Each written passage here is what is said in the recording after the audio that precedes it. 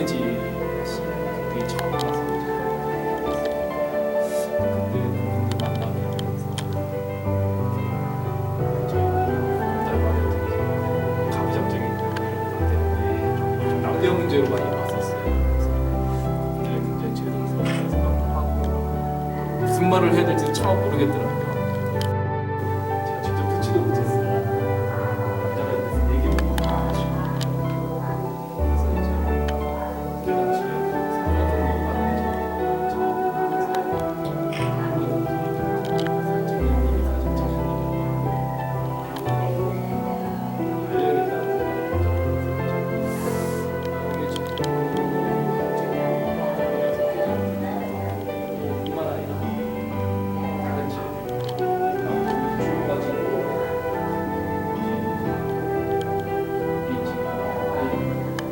작년님이 사실 뿐만 아니라 다른 피해자분들을 찾을 수가 있었는데 이분들이 대부분 어디 사시냐면 당시 일본 북부에 양론 같은데 강론이라는 데 살고 계시고요. 그래서 저분을 처음 만나뵀을 때 갔더니만 이제 우리말도 다 잊어버리신 거예요. 중국인들 사이에서 살다 보니까 우리말도 잊어버리고 그냥 흔적들이 그 삶 속에 그대로 남아있는 거예요. 어떻게 보면 의지할 데가 없는 거잖아요.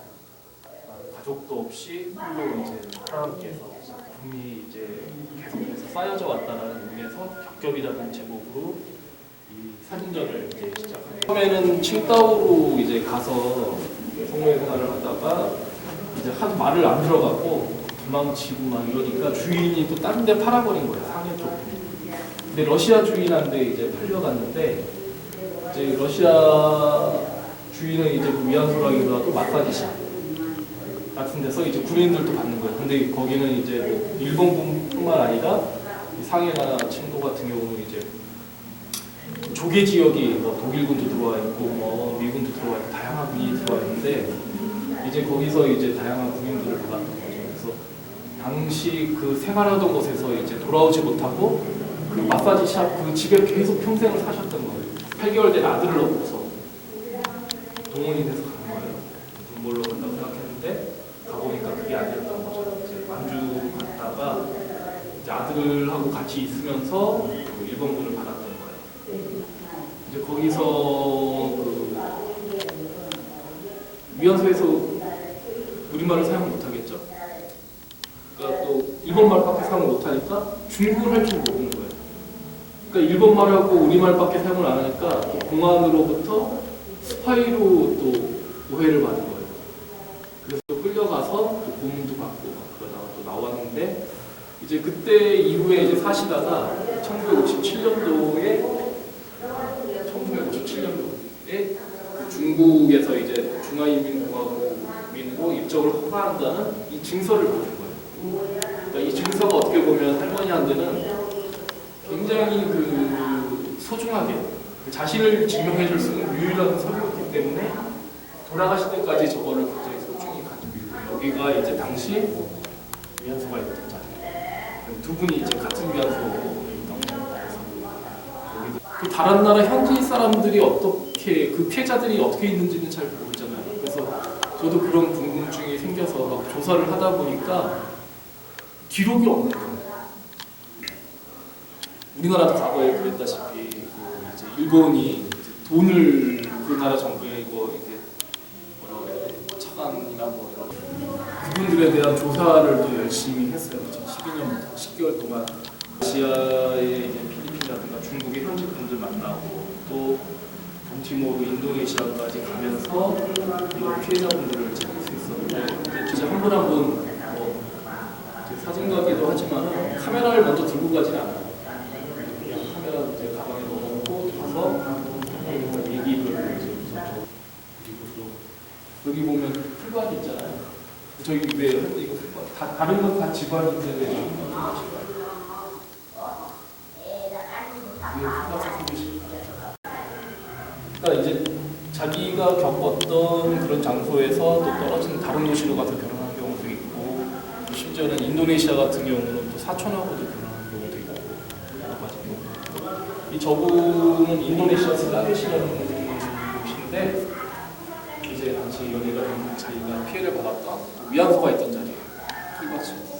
지금은 건물은 없어졌지만 근데 이 불과 그 마을에 사시는 거예요. 5분 거리에 걸어서. 자기가 아무리 피해 다닌다고 해도 그 기억을 지울 수가 없겠죠. 같이 가면 지금 요 뾰족하게 생긴 건물이 당시 일본군이 뭐 회의도 하고 무적시설도 사용하던 그 건물이 아직도 남아있어요. 항일 투쟁을 하시던 분이에요. 일본군이랑 싸우다가 잡힌 거예요. 잡혀서 이제 가서 고문도 당하고 일본군을 상대하라고 그러니까 이제 싫다고 그러니까 또 재갈을 물린 채, 나무 재갈을 물린 채 이제 폭행을 당했다고 이제 설명을 해주시는 이제 그런 어두운 모습들을 좀 대비를 해서 찍었고 원래는 흑백으로 찍으려다가 이제 이거를 이제 컬러로 찍은 이유가 있는데 그런 화려한 대비도 있지만은 어떤 하면 할수록 아직 일본에서도 이 문제를 왜곡하고 숨기고 있는데 컬러로 아직도 잊혀지지 않은 흑백이 아닌 현재 문제라고 생각을 해서 이제 이 컬러 사진을 찍으면서 이것들을 이제 표현하고 있죠. 그리고 또 이 피해자분들의 아픔이 개개인의 그 나라가 다르고 또 나이가 다르고 또 저 조금 설명의 그 나이라든가 끌려간 연도, 기간 어떤 분은 몇 년씩 계신 분도 있지만 어떤 분은 뭐 20일, 일주일 이렇게 있는 그 사례들이 다 다름에도 불구하고 이분들의 아픔이 다르지 않다는 것을 이분들을 만나러 가기 전에도 미리 연락을 할 수 있으면 연락을 다 해요. 혼자부터 연락을 해서 간다고 연락을 하고 이제 가게 되는데 한 번은 이제 마을 앞에서 전화를 했어요. 이제 들어간다. 전날까지도 전화하고 마을 앞에서 전화를 했는데 3시간 전에 돌아가셨다. 그러니까 갔을 때는 그냥 시신만 이렇게 돌아가시면은 일본이 바라는 게 그거잖아요. 할머니들이 다 돌아가시면 더 이상 법적인 소송도 안 되거든요. 당사자가 없으면 소송조차도 안 되기 때문에 다른 지역하고 다르게 이제 우리는 가슴 속에 계속 묻어두고 아픔을 갖고 있는데 이 필리핀 같은 노래를 춤을 추면서 분위기가 많이 다르죠. 할머니가 얘기를 계속 하시는데 옆에 할아버지 한 분이 계속 계시고 그래서 저는 굉장히 궁금하죠. 누군데 저렇게 계속 와 있을까라는 분이 있어요. 나중에 보니까 남편분이라는 거예요. 돌아가시고 있죠. 그리고 저 옆에 보면 그러니까 저분도 이제 당시 결혼도 한 상태였어요. 그러니까 10개월 된 딸을 얻고서 길을 가다가 일본군에게 잡혀간 거예요. 그러니까 부대간에 감금당한 채 또 딸이 해코지를 당할까봐 어쩔 수 없이 저항도 못하고 3개월 동안 폭행을 당하다가 한밤중에 이제 새벽에 도망을 친 거예요. 도망을 쳐서 나와서 이제 탈출을 한 거죠. 그러니까 집에 와서 있는데 이제 딸은 아파서 죽게 되고 보니까 생기가 없는 걸 보니까 이제 뱃속에 아기가 자라고 있었던 거죠. 그래서 그 결혼을 했으니까 시어머니가 있잖아요. 시어머니는 아기가 태어나면 죽이려고 했어요. 징크스 뭐 불길하다고 생각해서 그러려고 했는데 이제 아들이 태어나니까 남자아이가 태어나니까 나중에 그 노동력 농사를 지게 하려고 살려둔 거예요. 똑같이 피해자라고 생각을 하고 있고 지금 이 사진들이 현재의 모습이라면 저기 보면 저 사진을 들고 있는 할머니가 여기 있어요. 저분도 결혼을 한 상태에서 신혼이었어요. 신혼이었는데 이제 일본군이 들어오면서 일본군 장교에 하고 아직까지 출산을 했어요. 일본군 아직까지. 이제 나중에 이 사진들 보면 그냥 뭐 어떻게 보기에는 표정이 좀 인도네시아 제일 끝서 비행기 한 3번 정도 타고 가야 되고 가서도 이제 차를 10시간 정도 타고 가야 돼요. 그러니까 불과 한 200km 거리인데 10시간을 가야 될 만큼 길도 안 좋고 오지 속에 계셨던 할머니인데 갔더니만 할머니가 그냥 말씀도 못 하시고 웃고만 계시는 거예요. 보니까 알츠하이머가 심하게 드셔가지고 옆에 여동생 과거 얘기를 해주시는 거예요. 보니까 여동생들도 당시 그 일본군에 잡혀가서 성노예를 당했던 분인데 아무 말씀도 못 하시고 옆에 웃고만 계시는데 이제 여동생분이 점점 과거로 올라가다가 이제 일본군 얘기를 하니까 할머니 지워지지 않는다라는 그런 강한 인상을 좀 받았었어요.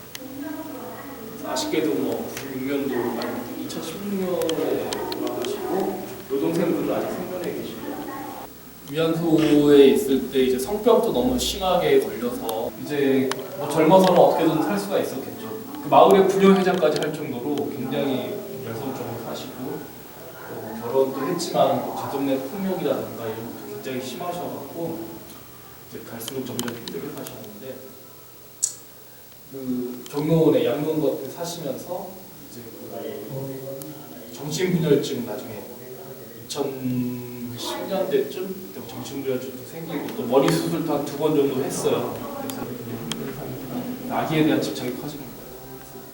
아기 사진도 붙여주고 또 저 인형도 누군가가 사진을 한 거예요. 그래서 이제 제 인형 아까 조그만 사진 보셨어요. 아기처럼 생각을 하면서 잘 때나 아닐 때 아버지 계셔서 강간을 하고 죽이고 있는 상황에서 어떤 일본군에게 이제 성병도 발생하고 또 그 여성들을 그렇게 함으로써 어떤 그 전쟁의 정당성을 잃기 시작하는 거예요. 그리고 위안소를 만들게 돼요. 저게 이제 200명의 여성이 있던 그래서 전쟁이 끝날 때까지 계속 있었는데 우리나라 분이면 아시죠? 북한 출신의 박영심 할머니의 이름을 기억하고 계시고 저분이 이 위안소에 있었어요. 이제 나중에 1944년도에 연합군에 의해서 점령되면서 그때 당시에 발견됐을 때 찍었던 사진이에요.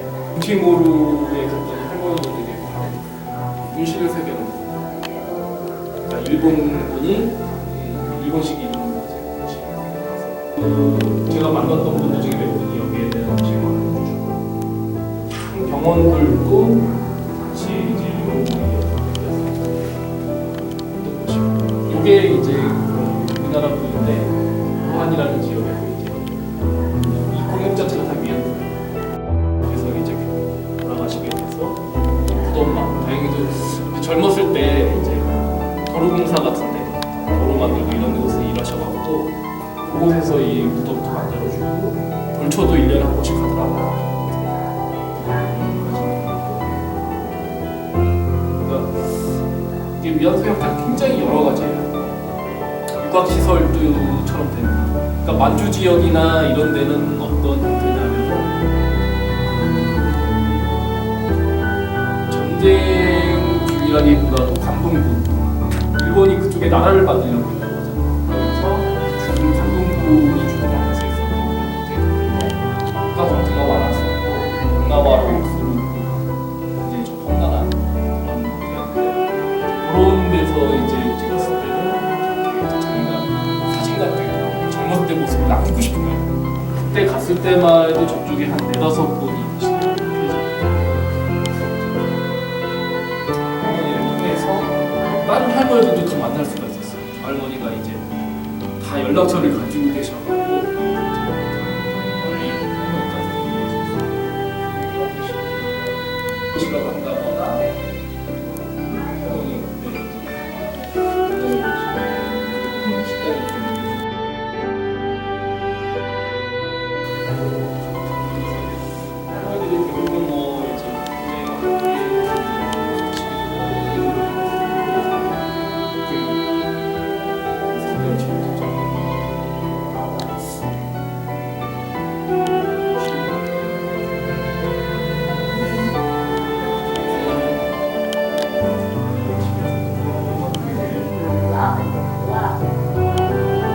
드리려고 했는데 그거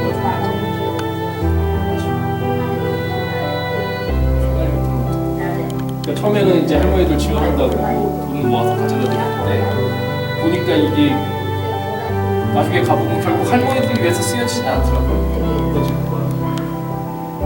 심지어는 뭐 이렇게 밖에다가 아니라 실내에 세웠는데도 집안에 마당에 자 최근에 여러분 많이 지트겠다는데